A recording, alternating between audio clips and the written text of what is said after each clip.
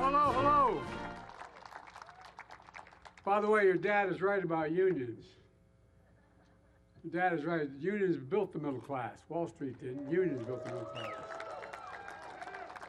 So thanks, Tilda, for that introduction. And union sheet metal worker, proud member of the Navajo Nation, you're going to be building the future here in Arizona. And Arizona is building the future. Thank you, Governor Hobbs. She had to leave, but welcomed me to the state and for your partnership all across the board. And thank you, Representative Stanton, for your dedication to the people of the 4th District and for the passport anyway. Get in. Well, we couldn't be here today because the votes in Washington. I want to thank Senator Mark Kelly, who's doing an incredible job and the real champion from the announcement that we make here today. And Mayor Kate, where's Kate? Thank you, Kate. You're an incredible mayor. You're doing a great job. And Mayor Chandler Harkey. And I guess I'm technically in your city, right? All right. I'll behave. We're also joined by one of the brightest men or women I've ever known, Gina Raimondo, our Secretary of Commerce. And I'm not joking about that. And Pat Gelsinger, CEO of Intel. Aaron Butler, President of Arizona Building Trades. What a combo, man. And other union leaders are here today. Thank you for your partnership and showing how we get big things done in America, and we can do it again and again. I've asked Pat and many other business leaders this question, and I mean it sincerely. Met with the Business Roundtable. Please have a seat, by the way. You're all standing. I'm sorry, I didn't realize you're still standing. I apologize. I asked the question of the Business Roundtable, the biggest leaders of business in the world, and the United States particularly. I asked them, when the United States decides to invest considerable resources in a new industry that we need to build, does that encourage business or does it discourage it? And the answer is overwhelmingly, it encourages it, overwhelmingly. Folks, during the pandemic, we had to learn about supply chains and the shortage of semiconductors. Those tiny computer chips you all out here know very well, smaller than the tip of your finger, that power everything from the lives of your cell phones, cars, dishwashers, satellites, weapon systems. America invented these chips. Don't forget that we invented these chips. And over time, some thought it was cheaper to send the manufacturing overseas because labor was cheaper. As a result, when the pandemic shut down chips factories overseas, prices of everything went up. First time Americans began to realize just how important they were. Unlike my predecessor, I was determined to turn things around, to invest in America, in all Americans.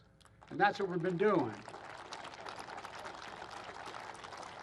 In January of 2022, Pat came to the White House where we announced a historic investment to build a state-of-the-art semiconductor factory in Ohio, factories in Ohio. We were joined then by Sherrod Brown, the Ohio senator, who talked about why it's time to bury the phrase Rust Belt. And Pat said at the time we should start calling it the Silicon Heartland, and it is becoming that.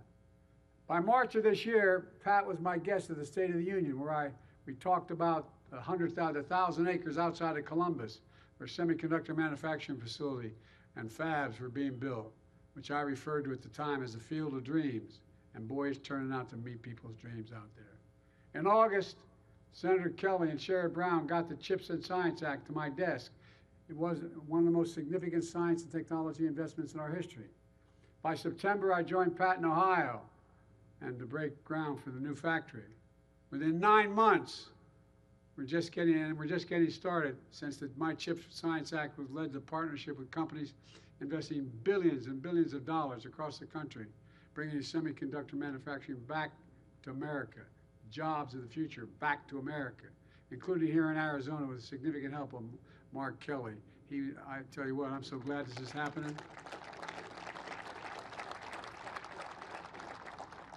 Those phone calls every 20 minutes were getting old. I tell you, he is committed. In December 2022, I came to Phoenix, where I joined so many of you, as well as the CEO of Apple, Tim Cook, to talk about the historic investments that the CHIPS and Science Act was delivering to make chips here in Phoenix. Today, Pat is building here on another field of dreams, I'm thrilled to announce the latest public-private partnership and one of the largest investments in semiconductors in the United States ever. A new landmark agreement under the CHIPS and Science Act between my administration and Intel for up to $8.5 billion. It's a smart investment. And that's being paired with over $100 billion from Intel, including $30 billion in Arizona and $30 billion in Ohio. It's among the largest private sector investments ever in the history of Ohio and Arizona. And this historic funding will be used to build new semiconductor fab facilities and modernize and expand existing ones in Arizona, Ohio, New Mexico, and Oregon. Combined, it will create nearly 20,000 construction jobs, many of which will be union jobs. And I made it real clear,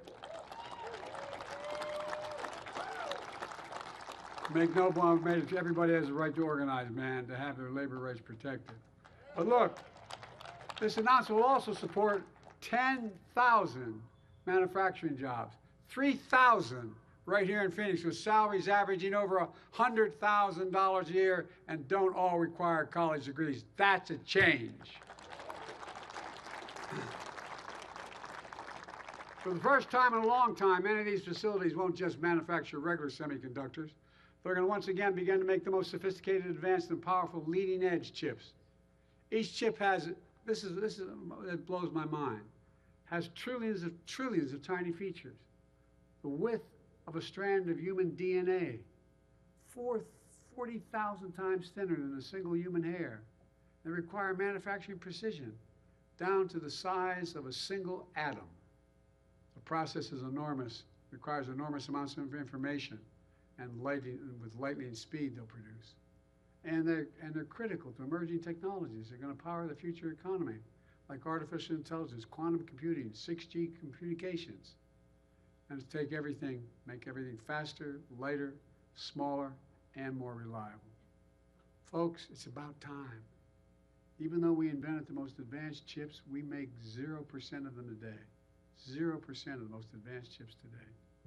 Nearly all manufacturing of leading-edge chips across the entire industry moved overseas to Asia years ago. That's why today's investment is such a big deal. We will enable advanced semiconductor manufacturing to make a comeback here in America after 40 years. It's going to transform the semiconductor industry and create entirely new ecosystems, entirely new research and design, and manufacturing and advanced chips in America. By the way, parenthetically, I said we're going to become the manufacturing capital of the world again. People looked at me like I was nuts. Where the hell's it written saying we're not going to be the manufacturing capital of the world again? We've already created 825,000 new manufacturing jobs, and you're just getting us started. There's not a damn thing America can't do if we set our mind to it. It's going to put us on track to manufacture 20% of the world's leading-edge chips by the end of the decade. And right here in the United States, Intel is committed to net zero greenhouse gas emissions by 2040, and using 100% renewable electricity to power these fabs. And there's more, because this isn't just about investing in America. It's about investing in the American people as well. That's why we're dedicating $50 million of CHIPS funding to partner with Intel and community stakeholders like community colleges, state and local governments, labor unions, and universities to train a new generation of workers for the semiconductor industry. That way, people don't have to leave their hometowns to get good paying jobs and support their families. And here in Arizona State University is expanding its engineering program. Catch this. Every time, you guys know this, every time I say it and I talk about it, it's just astounding to me. It's going to expand their engineering to over 10,000 additional students. 10,000 additional engineering students. Community colleges are training new technicians and launching free semiconductor technician programs led by Intel employees. Local unions are building training centers for apprenticeships. And Intel is investing in semiconductor education starting as early as high school, so students get hands-on experience and a path to good-paying jobs, whether or not they get to go to college. The same thing is happening in other states as well. It's all part of my Investing in America agenda. which has attracted $675 billion. $675 billion in private sector investments and ignited a manufacturing boom in America, a clean energy boom, a jobs boom, all here in America, finally. Since I took office, America's had the strongest growth of any major economy in the world. Nearly 15 million new jobs, the longest stretch of unemployment under 4% in 50 years. 450. Growth is strong. Wages are up more than prices. Inflation is down dramatically. We have more to do, I get it, we have more to do. But no question our plan of delivering for the American people is working now. And since I came to office here in Arizona, because of your investment in the American agenda, we've deployed and developed nearly $8 billion in federal funds to upgrade infrastructure and clean energy. Right here in Arizona, we've created 300,000 new jobs. Let me say that again. In Arizona, 300,000 new jobs. Because I was finally able to beat big pharmaceutical companies. Because Medicare, I've been trying for years. But Medicare now has the power to negotiate lower prescription drug costs for seniors, including 1.4 million seniors right here in Arizona. And to put this in perspective, whatever prescription you have made by any American drug manufacturer, jump on Air Force One, they'll fly to any country, any major city in the world, from Toronto to Berlin to Baghdad, anywhere around the world. We'll get off the plane, you bring that prescription into that country, you'll be able to buy it for 40 to 60% less. It's wrong. So guess what? When we began to manufacture, we negotiate with, when I said, look, Medicare buys all these drugs, billions of dollars worth to take care of Medicare and Medicaid. Well, guess what?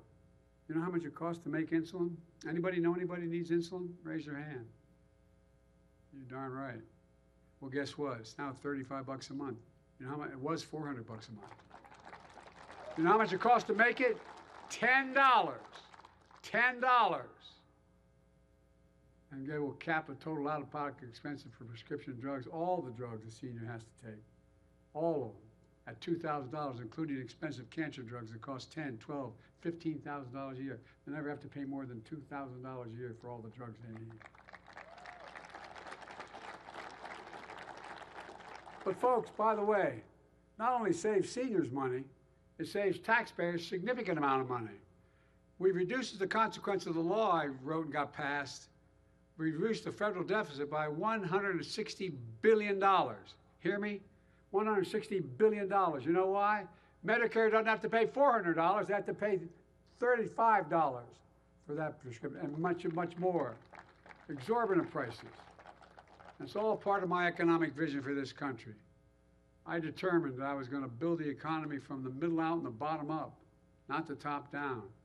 Because when you do that, the poor have a ladder up, the middle class does well, and the wealthy still do very well.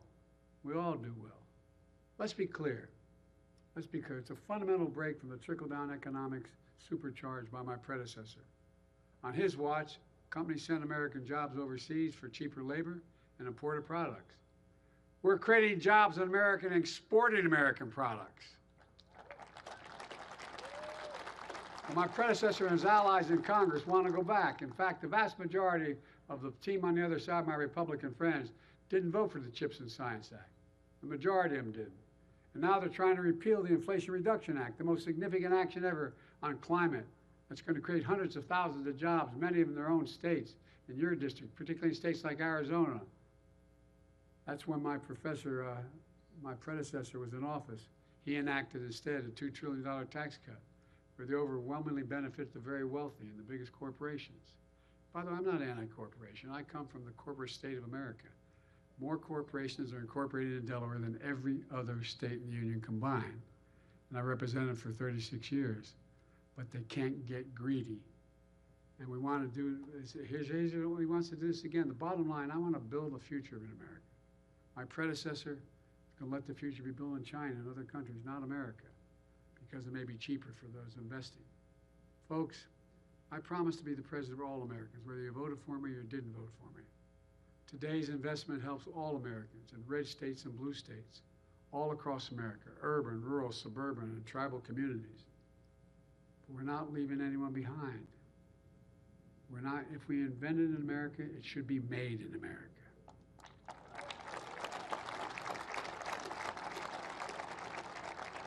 And include all of America. Folks, let me close with this. I've been determined to make things in this country again.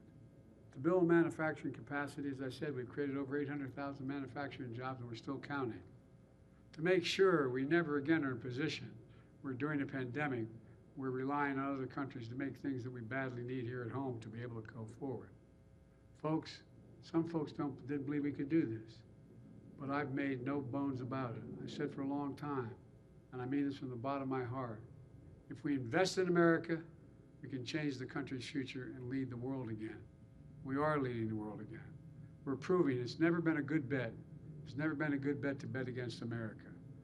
I've spent more time with Xi Jinping, the leader of China, than any other world leader has. And I was with him, traveled 17,000 miles with him when he was vice president and I was vice president, before he became the leader. And we're in the Tibetan Plateau, and he asked me, he said, "Can you define America for me?" I said, "I sure can, one word." And he looked at me, I said, "Possibilities, possibilities." We haven't been the only nation in the world that's never, we have come out of every crisis we've ever been in stronger than we went into that crisis. There's nothing beyond our capacity. I've never been more optimistic about our future. Just have to remember who in the hell we are. We're the United States of America. And there's nothing beyond our capacity when we work together. So God bless you all, and may God protect our troops. You're the best, you're the best. This is going to transform the country in a way you don't even understand yet. Thank you, thank you, thank you.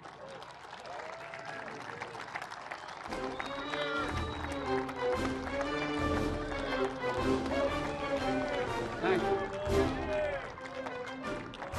Ready, guys?